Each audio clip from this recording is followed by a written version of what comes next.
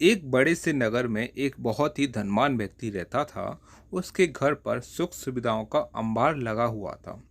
किसी चीज़ की कोई कमी नहीं थी। सारा जीवन उसने पैसा कमाने में लगा दिया। बहुत सारा पैसा कमाया।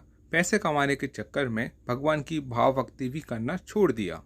भगवान नाराज ना हो इसलिए उसने अपने ही घर में एक मंदिर की स्थापना कर ली। दो चार पंडित भी घर में रखवा दिए ताकि वे लोग इस व्यक्ति के लिए भगवान से प्रार्थना कर सकें। कुछ साल बाद संयोगवश उसके धंधे में कोई कमी आ गई, इसलिए जिंदगी भर की कमाई दौलत डूबने के करीब आ गई थी। वह व्यक्ति अब व्याकुल हो रहा था। उसे करोड़ों का घाटा लग रहा था। एक रात वह सो नहीं पाया और सुबह जल्दी उठकर मंदिर में भगवान के दर्शन करने के लिए निकल पड़ा। उसने सोचा कि सुबह जल्दी आ जाऊंगा तो प्रभु के दर्शन सबसे पहले मैं कर लूँगा और पहली प्रार्थना में भगवान से कर पाऊंगा। लेकिन वह जैसे ही मंदिर पहुंचा तो उसने देखा कि एक भिखारी पहले ही भगवान से प्रार्थना कर रहा है।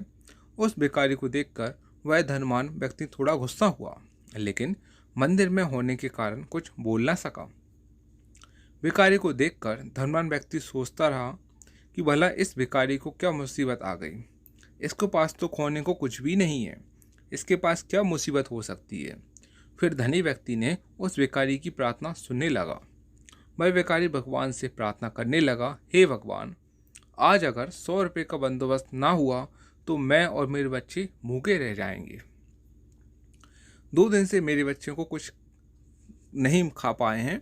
किसी तरह से अगर 100 रुपये मिल जाए तो मैं अपने बच्चों को खाना खिला सकूं।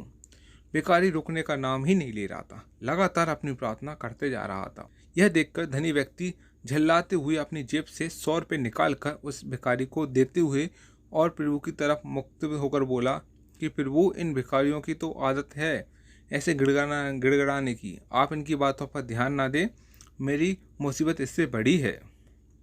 भिखारी 100 रुपये पाते ही प्रभु का जयकारा करते हुए मंदिर से चला गया। अब धनी व्यक्ति परमात्मा से मुक्त हुआ और बोला, प्रभु, आप ध्यान मेरी तरफ दें। इस भिखारी की तो यही आदत है। दरअसल मुझे 5 करोड़ रुपए की ज़रूरत है। भगवान मुस्कुराकर उठे बोले, एक छोटे भिखारी से तो तूने मुझे छुटकारा दिला दिया, लेकिन तुझसे छुटकारा पाने के लिए तो मुझको तुझसे भी बड़ा भिखारी ढूंढना पड़ेगा।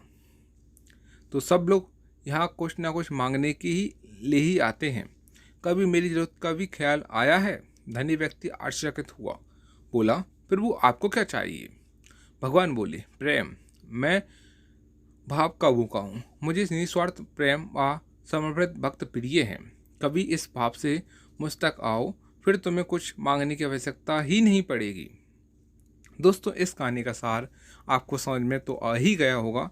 जिंदगी में थोड़ा थोड़ा समय निकाल कर प्रभु की भक्ति कर लिया करो, वह भी निस्वार्थ भाव से, क्योंकि अंत समय में वही साथ देगा।